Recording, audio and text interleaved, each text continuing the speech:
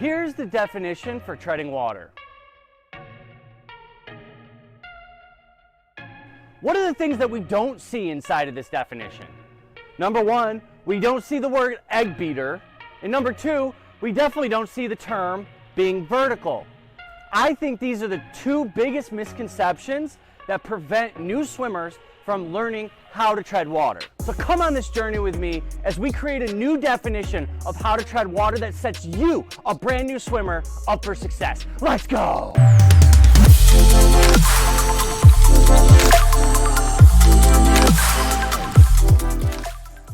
Over the last 12 years of teaching thousands of adults how to swim, I've realized one thing, that doing egg beater kick doesn't work.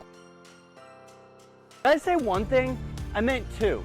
And the second thing is that the idea of having to remain vertical is one of the biggest blocks that new swimmers face mentally when learning how to tread water. What do I mean by that? Because the majority of the new students that I work with, of course, when they first try to attempt a skill, they try to recreate what they think it looks like in their brain, instead of focusing on what the skill is intended to accomplish.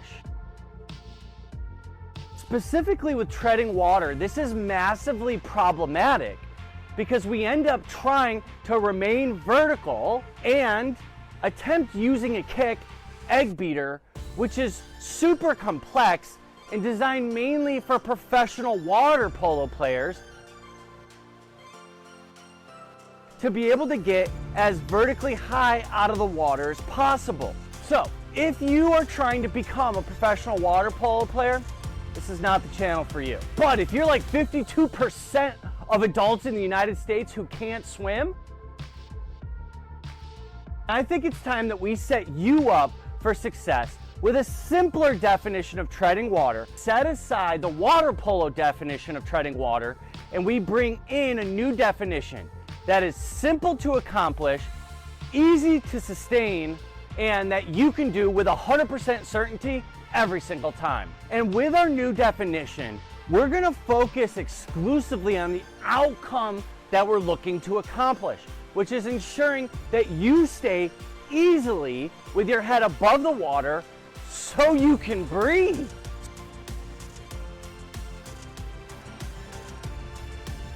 So I think the easiest way for us to start relaxing while we're treading water is by introducing a new technique. We call it the chair technique. But essentially what you do in the water is you start lifting your knees up towards your chest, so that we're in a position that looks like we're seated in a chair.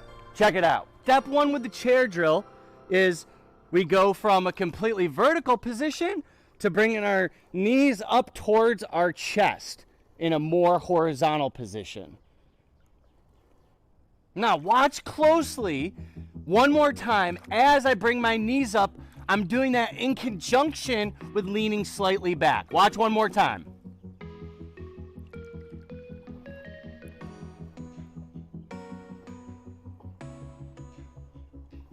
Now, one of the awesome parts about this new definition of treading water is you have complete freedom from bringing your knees up in a completely vertical position, which I think is harder, to all the way back to bringing your knees up almost in a back float.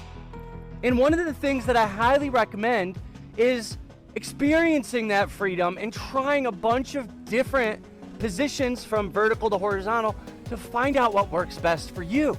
Now let me explain why this is valuable for you to do inside of the water. Number one, when we're vertical, all of our weight distribution goes in one direction, from up to down. And that is not beneficial for you. So what we want to do is spread out how that weight is distributed across more surface area in our body. Now that's the complicated definition. The easy definition is it just makes it easier for us to float in the treading water position.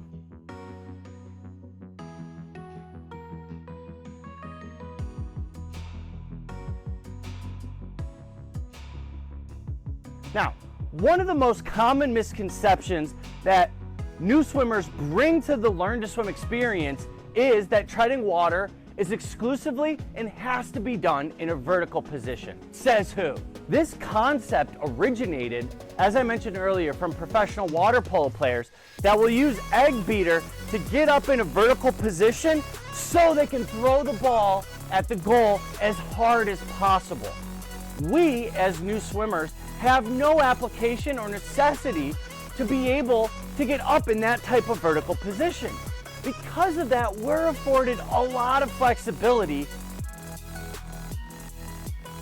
on finding the easiest place in the water for you to be able to sustain treading water, aka just tread longer. As I mentioned, our body weighs a lot, especially our head. So when we're in a completely vertical position, all of that weight is going to be distributed towards wanting to send us under the water. What we are going to try to do is offset some of that weight by slightly leaning backwards.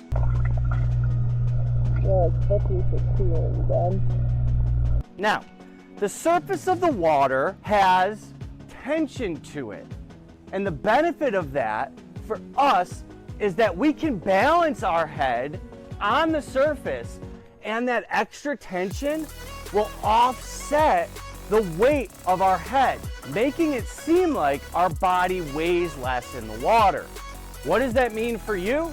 It means that you need to exert less energy to keep your body up and you be able to breathe. So check out what I mean about balancing our head and allowing the surface tension to carry the weight. I'm gonna do that one more time. And this time, I'm gonna have my body in the worst possible position, completely vertical. But all I'm gonna do is lean my head back and watch when I'm 100% relaxed and I fully inflate my lungs, how the water will actually still hold me up.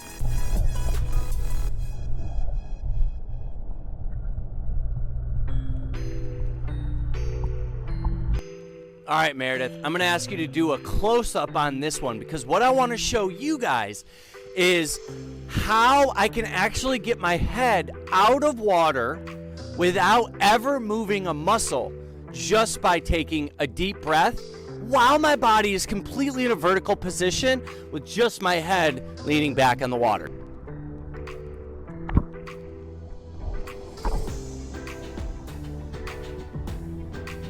So now that we're in a seated position, leaning slightly back, we kind of have to know what we're going to do with the rest of our body, right? Like, what do our arms do and what do our kicks do? And the answer to that is as little as is required for you to stay above water.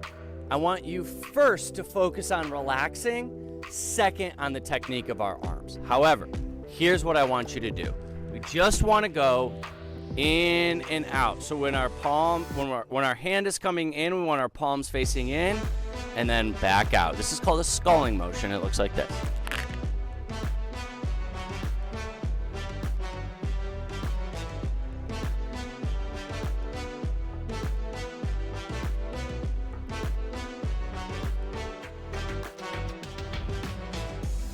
Now here's where things get a little bit tricky.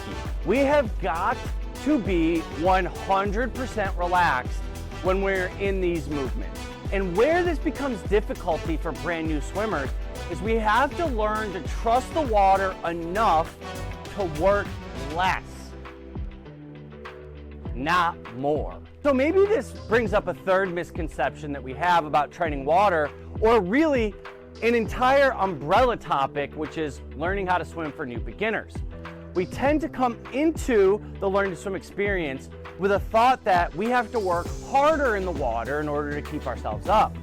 The reality is that we need to relax more and worry less about working hard. And really, this comes down to a simple concept where we have a choice. We can either work with the properties of water that help hold us up, or we can be like most new swimmers and fight against it because we don't have a trusting relationship with it. So how do we begin to work with the properties of water to hold us up? Like, and what is the water not like? I think that's the easiest place to start. The water loves it when our body is relaxed in it.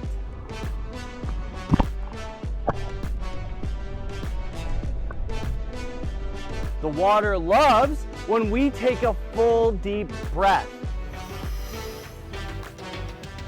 When we take a deep, relaxed breath, our body becomes very buoyant in the water.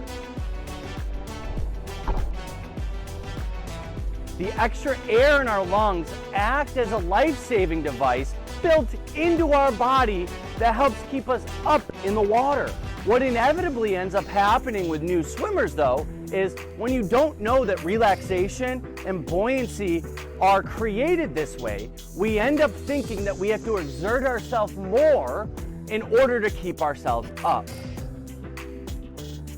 And herein lies the entire problem that we're trying to solve with our new definition of treading water. By going in the seated position, leaning slightly back, we are effectively unlocking the relaxation door that helps us begin to interact with the properties of water that help also support our buoyancy and make it easier for us to keep our head above the water and breathe, which, as I mentioned at the end of the day, is the exact reason why we're treading water. So how do you know when you're working against the water as opposed to working with the water?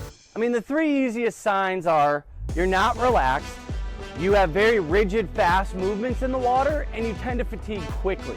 These are all signs that we need to take a step back and focus inward on our relaxation before we try to go back into the movement, whether that's treading water or any other aspect in learning how to swim. You guys, my goal is to make swimming as simple for you to do as possible. The truth is that a lot of the information that you have at your disposal outside of the Caribe Swim channel tends to default to complex definitions of how to do basic swimming skills. Here's my advice for you. As you have a swim instructor, go to other YouTube channels, and maybe even read swimming blogs, I want you to keep one general definition in your head. That's if it sounds complex, hard to execute, or it feels like only a professional should be able to accomplish this, then you might not want to do it that way. So if I've accomplished my goal in redefining treading water, really that means that we've created a more sustainable and easier way for you to ensure that you keep your head above the water so that you can tread water as long as you need to. So here's my ask of you. Get on over to the pool, try these new ways of approaching treading water, and then come back and leave us a comment in the comment section. I want to know how it's working for you. Oh, and do us a huge favor. If you find the content valuable and easier to consume and execute than other swimming content that you've consumed in your Learn to Swim journey, I ask that you share it with a friend, subscribe to our channel, like the video, and tick the little bell. I can't wait to see you guys in the next one.